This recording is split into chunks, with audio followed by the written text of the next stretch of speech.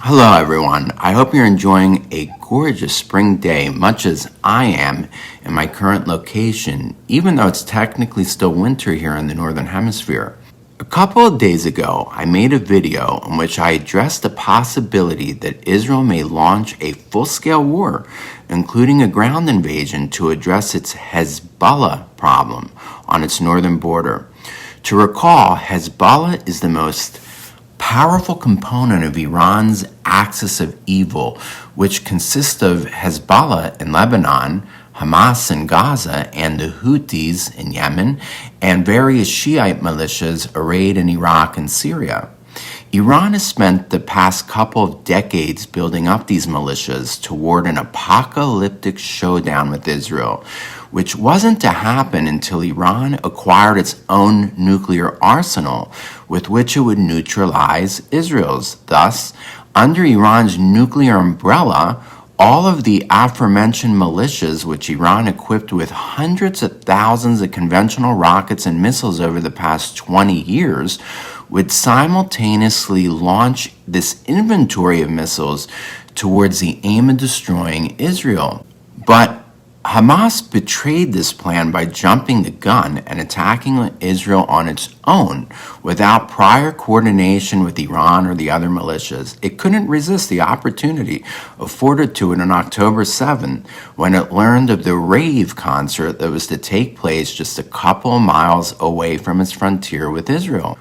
While this jumping of the gun infuriated Iran and Hezbollah felt it had no choice but to join the war, at least symbolically, in order not to lose face with its followers both locally in Lebanon and the larger Islamic world. Therefore, since October 7th, Hezbollah has been launching daily rocket attacks on Israel to the tune of approximately 2,000 rockets. Israel's response has been far from symbolic. It has retaliated by hitting a whopping 4,500 Hezbollah-related targets in Lebanon, the militia's outpost along the border with Israel and Lebanon, its arms caches, and its personnel. At least 300 Hezbollah fighters, including senior commanders, have been killed. And therefore, it would be a mistake to call that low-intensity warfare, even if it is far from the all-out destruction that war has the potential to deliver.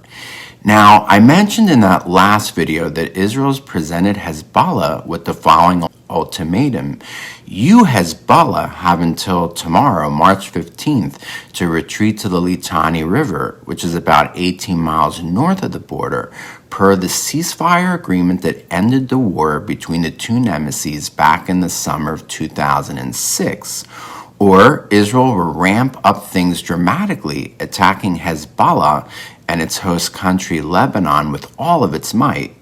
I said that Israel was choosing this course of action as an alternative to continuing its war with Hamas over Ramadan, which it is under tremendous pressure not to do during this holiday so as not to inflame the entire Sunni Muslim world. I mentioned that because Hezbollah is a Shiite militia, the Shiites comprising roughly 13% of the Muslim world, and not being particularly loved by the Sunni majority, that Israel thought it safer to turn its attention to Hezbollah over the holiday and wait until Ramadan ends before continuing the war with Hamas. But over the past couple of days, I've come across information that throws this scenario into doubt, or at least demands that I present the other side of the story. Firstly, since the latest round of hostilities have begun, Israel succeeded to destroy 100% of Hezbollah's outposts along its frontier with Israel. Wow! This in turn has caused 90% of Hezbollah's personnel to have already retreated to the Litani River, which is Israel's stated goal. Therefore, if 90% of Israel's stated war aim has already been fulfilled without an all-out destructive war with Hezbollah, why go that route?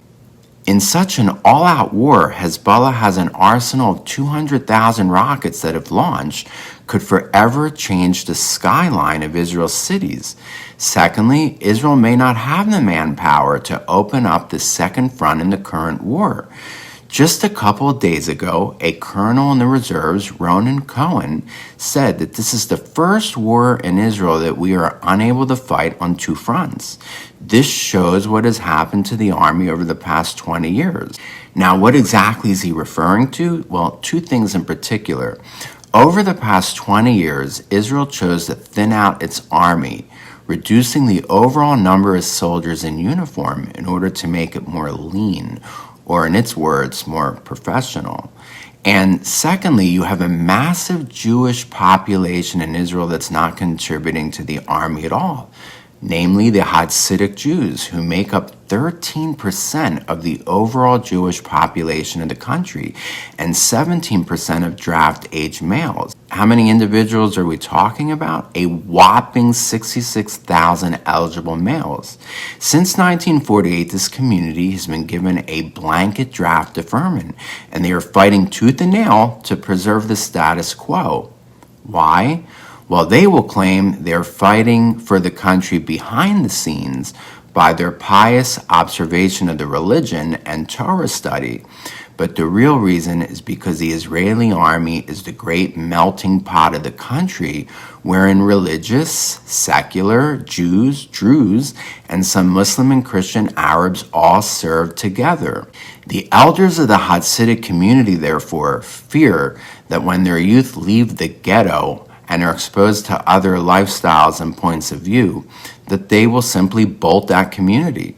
This is a major source of tension in Israel and contributed to the months of social unrest and protests that transpired in the country before the October 7 attacks. It's a major reason why Netanyahu's popularity tanked before the war, as he promised to maintain the status quo concerning the Hasidic Jews' draft deferment in order to keep them in his governing coalition.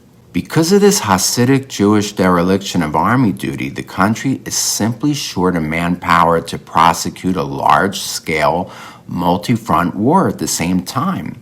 And therefore, Israel's March 15 ultimatum to Hezbollah may just be a bluff. Well, we'll see. In all events, the Ides of March is upon us. This is Steve, the tour guide, wishing you a great day. Bye-bye.